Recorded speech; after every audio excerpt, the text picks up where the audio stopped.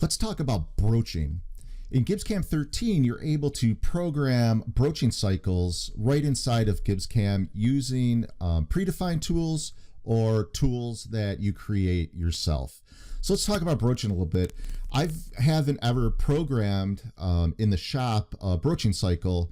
So let me just go over a little bit about broaching, how we define it, what it all is. So in GibbsCAM 13, you're able to do both linear and rotary broaching. Rotary broaching is also called wobble broaching. I might switch in between rotary and wobble broaching, but they're both the same thing.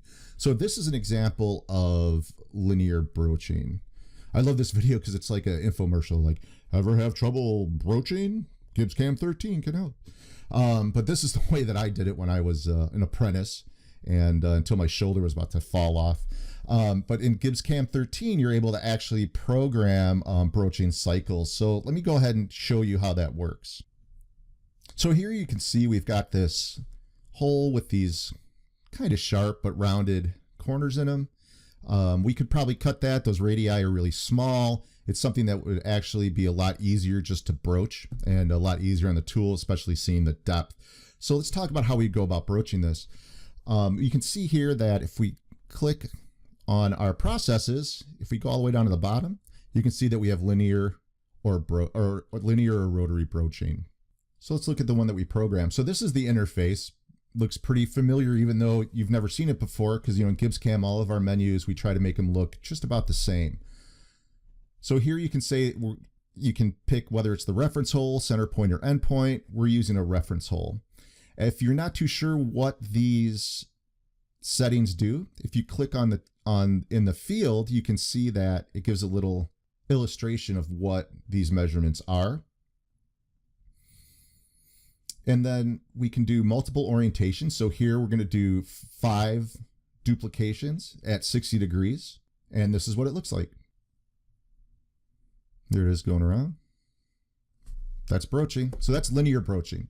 A little bit more complex example would be the part that was up before. Let me pull that up real quick. So here we can see the broaching tool. Let me show you this in Tool Sim so you can see the tool path. So there's that first broaching operation. In Tool Sim, we can kind of go back and forth with this. That's backwards. So you can see here, it's just going down and taking a little bit at a time.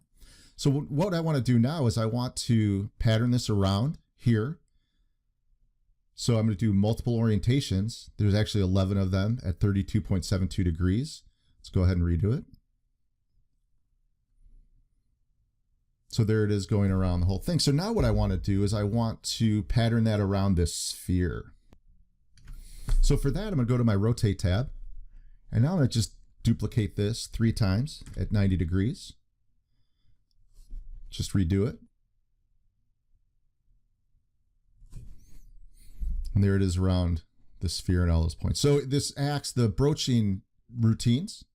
The way to program them, very familiar, just like the rest of your basic 2-axis stuff, as far as rotate, duplicate, things like that. So let's talk about rotary broaching.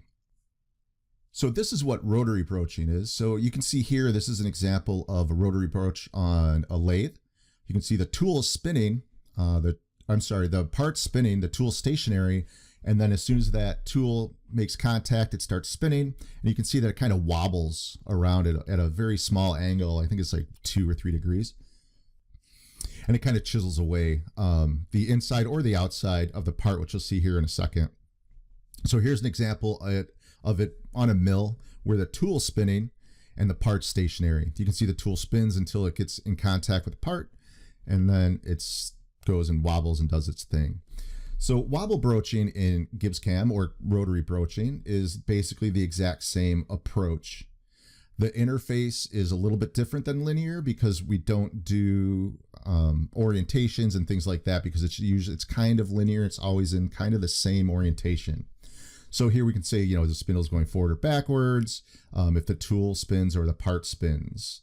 So let's go ahead and look at this. So the first one you're going to see is going to be an external rotary broach. So we don't really show the wobbling or the rotating of the tool. that will definitely be on the finished part.